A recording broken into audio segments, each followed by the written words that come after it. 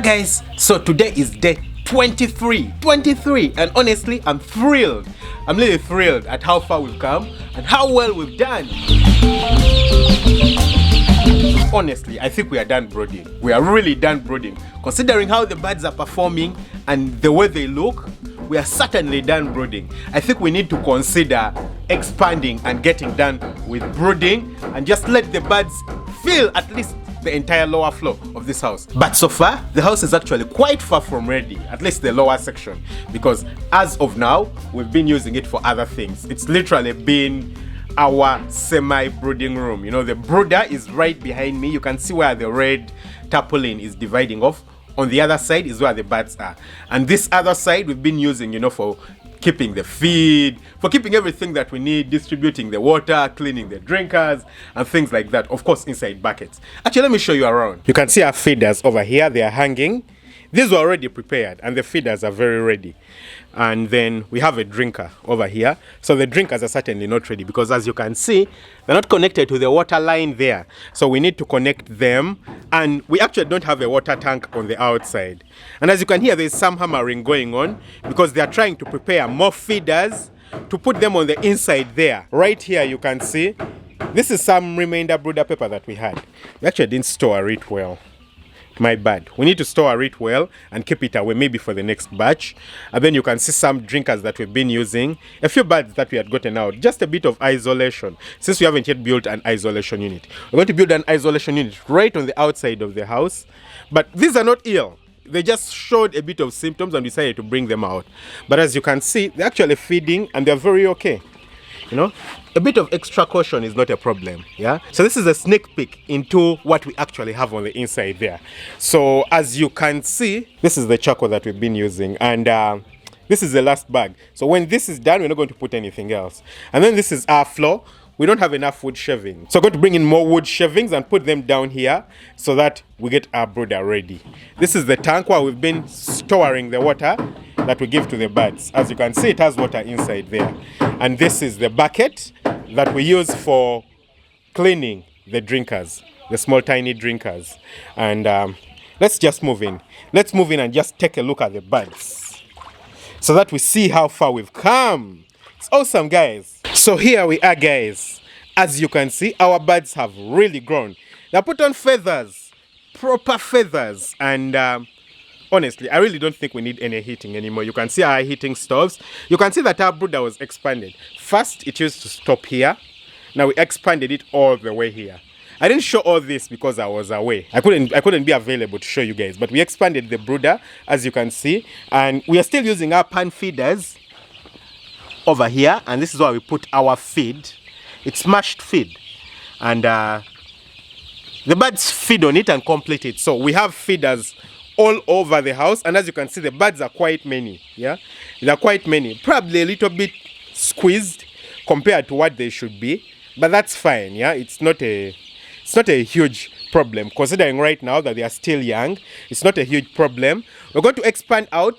The guys, as you can see over here, they have been hitting in some nails in order to put the feeders that you saw the other side.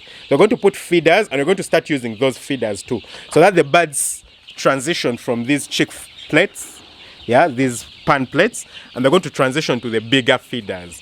And you need to make sure that it's gradual. So we're going to leave in some of these plates and also introduce the bigger feeders so that the birds can transition. And then maybe after the next maybe 3-4 days, we're going to open up this completely and expand all the way out. You can see that we still have some tarpaulin on the side in order to maintain just a bit of warmth. But honestly, thinking about it right now, I don't think that's necessary anymore. Once we get done with our last bag of charcoal, we're going to get done with brooding. So day 23 and we are done with brooding. Don't you guys think that's really good? Honestly, I think that's really impressive. The growth rate has been beyond expectations. Actually, I'm going to go and show you in our book while we do our recordings. You're going to see all the recordings we've been taking. The mortality rate came completely down. The feed consumption, oh my god, I won't comment on that. The weights are really good. And the birds, they are not showing any signs of illness. They are feeding very well. They're exercising very well. They have developed their feathers. And of course, brooding only makes sense whilst the birds are picking up feathers. Once the birds pick up their feathers and they can warm themselves, then continuing to brood is useless, completely useless. So since they have picked up their feathers and they don't need to continue heating inside the house, so we can open up the sides, you know, even in the night, even if it's cold. Birds are meant to have feathers, and that's how God made them. The purpose of the feathers is to warm them, so now they can warm themselves and I won't be any worried about it. So let me go and show you guys our recordings and how the birds have performed over the past few days while I was away. Over here is our records, yeah, over the brooding period. And again, we'll have the date, we'll have the age in weeks, which is very important. Then we have the feed intake, feed consumption, how many birds are dying, total number of birds we have, the average weight, which we do weekly, and medications that are given over here. And as you can see, in the first week, we had quite a number of mortalities. You guys do remember 14, 12, 8, 5, 4, 4, 2. But then after that, we got done. So after the first week, we only had 3 mortalities. That's in about 16 days. Yeah, 3 birds, and we check all of them, and it's really no more occurrences. So these are expected deaths. 3 birds out of 2,000, 560. That's not a big issue. That's expected, and I expected this to happen because I knew these mortalities were expected mortalities because the birds were not sorted from the hatchery. Then here we have our total number of birds. You can see our weights. This is 81.73 after the first week. This is way higher than normal. The normal is supposed to be 67 as maximum. So the birds were performing really well. 119, maybe let's say 120. And we expect to be between, I think, 118 and 122. So this was also good. And then after week 3, we are at 187. And I think the maximum is supposed to be 182. So I think our weight gain is higher than normal. The anomaly, though, is the feed consumption. The feed consumption is so high. I'm at 100 kilograms a day. I'm supposed to be at about 67 kilos. But well, I'm not very worried. It's only a few days. And now that we are done brooding, we're going to start introducing darkness in the night. And the birds won't eat as much because they'll only be able to eat during day. So, and over here you can see the vitamins, the medicines, and the vaccinations that we are giving the birds. So the birds are performing really well. The mortalities, disappeared. The weight gain is perfect. In fact, it's more than perfect.